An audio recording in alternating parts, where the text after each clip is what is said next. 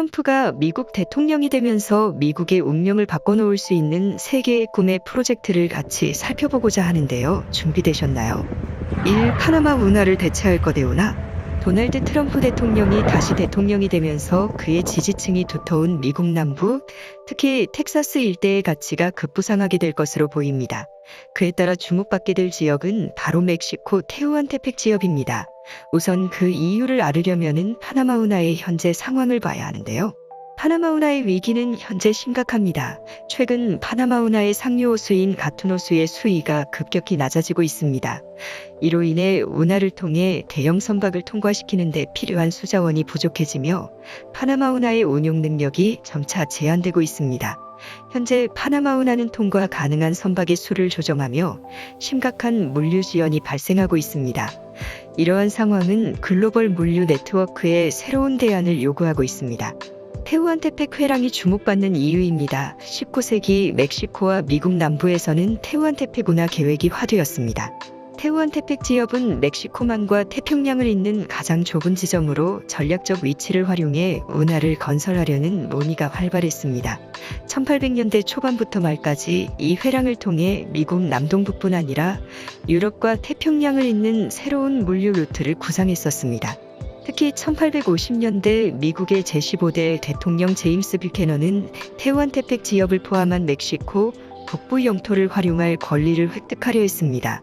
당시 미국은 바하 캘리포니아를 매입하고 테후안테펙 지역과 북부 멕시코를 군사적 상업적 목적에 사용할 수 있도록 협상에 나섰습니다. 그러나 멕시코 내에서의 강한 반발로 계획은 좌절되었습니다. 이후 1914년 파나마 운하의 개통으로 테후안테펙 운하 구상은 역사 속으로 사라졌습니다. 하지만 최근 파나마 운하의 물류망이 위협받기 시작하면서 테후안테펙 회랑이 다시 주목받고 있습니다. 파나마 운하의 수자원 문제가 심화되고 미국 남부, 특히 텍사스의 경제 성장이 두드러지면서 새로운 물류 경로에 대한 필요성이 높아지고 있기 때문입니다. 텍사스는 최근 석유 및 천연가스 산업이 급격히 성장하며 물류 효율성을 높이기 위한 새로운 대안을 요구하고 있습니다. 테후안테펙 지역이 이러한 요구를 충족시킬 수 있는 잠재적 경로로 떠오르고 있는 것입니다. 멕시코 정부는 이 기회를 활용해 테후안테펙 지역의 철도 및 도로 인프라를 구축하는 경제회랑 프로젝트를 추진 중입니다. 테후안테펙 경제회랑은 태평양 연안의 살리나크루스와 멕시코만 연안의 코아트사코알코스를 연결하며 기존의 파나마 운하를 보완할 수 있는 새로운 물류축으로 개발되고 있습니다. 미국의 니어쇼어링 전략과 테후안테펙 개발은 전략적으로 맞물려 있습니다. 최근 미국은 중국 의존도를 줄이기 위해 가까운 국가들에서 공급망을 대체하는 니어쇼어링 전략을 적극 추진하고 있습니다. 이 과정에서 멕시코는 중요한 파트너로 부상하고 있으며 테후안테펙 경제회랑은 이러한 전략을 실현하는 데 핵심적인 역할을 할 수 있습니다. 멕시코와 미국 간의 경제 협력은 더욱 강화될 전망이며 이는 테후안테펙 지역의 중요성을 더욱 부각시키고 있습니다. 새로운 파나마 운하의 탄생 가능성은 있을까요? 테후안테펙 지역이 파나마 운하를 완전히 대체할 수 있을지는 아직 미지수지만 글로벌 물류와 경제 네트워크에서 중요한 대안으로 떠오를 가능성은 큽니다. 특히 파나마 운하의 운용이 제한되는 상황에서 테후안테펙 경제회랑은 더 많은 물동량을 처리하고 물류 비용과 시간을 절약하는 데 기여할 수 있습니다. 멕시코는 이러한 기회를 활용해 새로운 경제축을 구축하고 글로벌 물류 허브로 도약할 가능성을 가지고 있습니다. 테후안테펙 지역은 멕시코뿐 아니라 북미 전체의 경제 지형을 바꿀 수 있는 중요한 지역이 될지도 모릅니다. 앞으로 테후안테펙이 제2의 파나마 운하로 불리게 될 날이 올지 주목해 볼 필요가 있습니다. 이 그린란드 미국 매입론. 트럼프 전 대통령이 재선에 성공하면 과거 한 차례 무산된 그린란드 매입을 다시 시도할 가능성이 주목받고 있습니다. 2019년 트럼프는 덴마크령 그린란드를 매입하려다 덴마크 정부의 강력한 반발로 계획이 무산된 바 있는데 이번에는 상황이 더욱 복잡하고 긴박합니다. 그린란드는 단순히 얼음으로 뒤덮인 땅이 아닙니다. 이 지역은 지정학적, 군사적, 경제적 잠재력이 결합된 북극의 요충지로 글로벌 패권 경쟁의 중심으로 떠오르고 있습니다. 최근 중국은 그린란드에서 광산 투자와 기반시설 개발을 시도하며 영향력을 확대하려 하고 있습니다. 히토리와 같은 첨단 기술 필수 자원이 묻혀있는 그린란드에 대한 중국의 접근은 미국 입장에서 심각한 도전으로 간주되고 있습니다. 더 나아가 그린란드의 군사적 중요성도 큽니다. 북극 그린란드에 위치한 툴레미 공군기지는 러시아의 대륙간 탄도미사일 ICBM을 탐지하고 방어하는 데 중요한 역할을 하고 있습니다. 현재 러시아뿐만 아니라 중국과 북한도 ICBM을 보유하고 있는 상황에서 그린란드는 미국의 안보와 직결된 핵심 지역으로 평가받고 있습니다.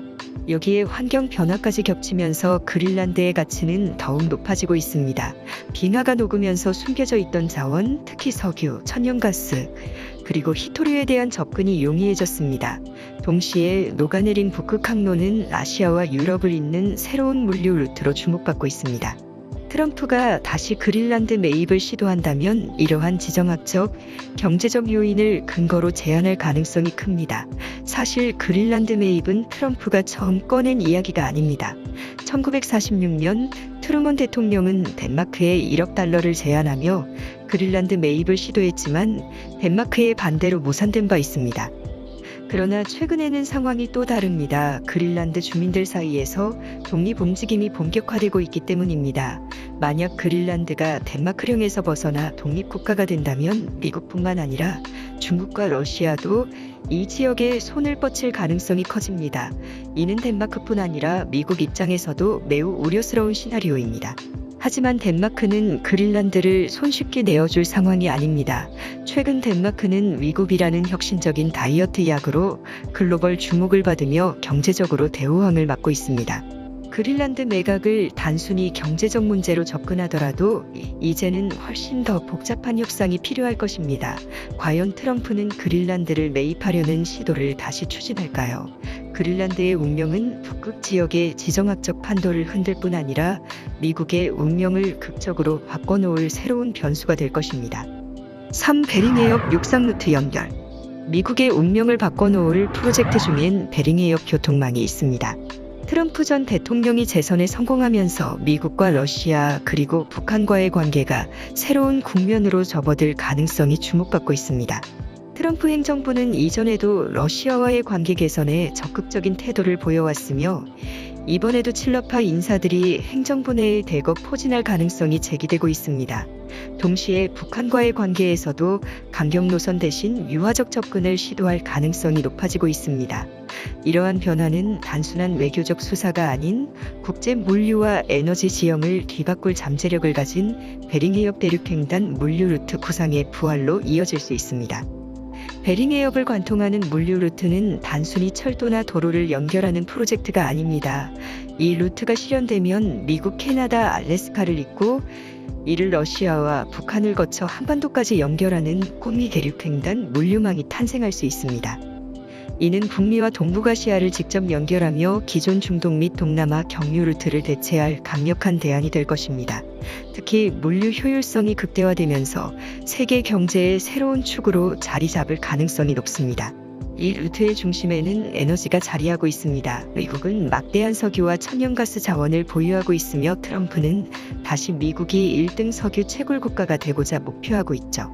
이런 막대한 천연 자원을 속도가 느린 배가 아닌 베링해협의 교통망을 통한다면 북미에서부터 한반도까지 아시아 대륙으로 수출할 수 있는 파이프라인과 철도망 구축이 가능해집니다.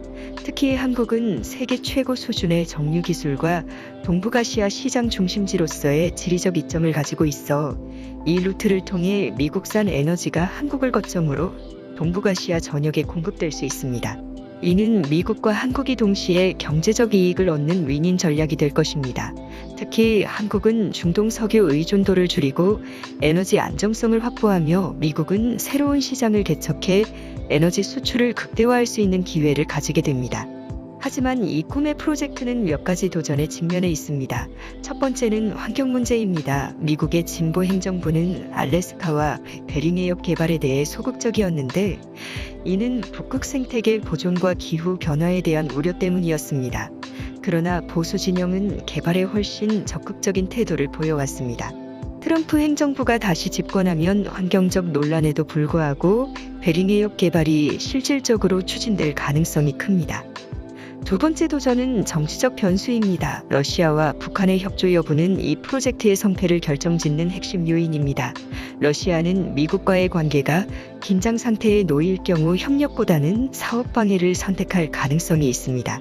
북한 역시 미국과의 관계 정상화를 통해 온건한 태도를 보일지 아니면 다시 도발적인 행보를 이어갈지는 여전히 불확실합니다. 트럼프 행정부가 이 두 나라를 설득하고 협력을 이끌어낼 수 있을지는 이 프로젝트를 둘러싼 주요 관전 포인트가 될 것입니다. 만약 미국, 러시아, 북한 간의 정치적 걸림돌이 해결되고 환경 문제까지 극복된다면 베링해협을 관통하는 일횡단 물류 루트는 현실화될 가능성이 높아집니다. 이 루트는 단순한 물류망을 넘어 북미와 동북아를 잇는 경제적 지정학적 대동맥으로 자리 잡을 것입니다. 이는 미국, 한국, 러시아뿐 아니라 북한까지 경제적 이익을 공유하며 새로운 시대를 열 수 있는 잠재력을 지니고 있습니다. 과연 트럼프 행정부가 이러한 꿈을 실현할 수 있을까요? 여러분의 생각을 댓글로 달아주세요. 그럼 안녕히 계세요.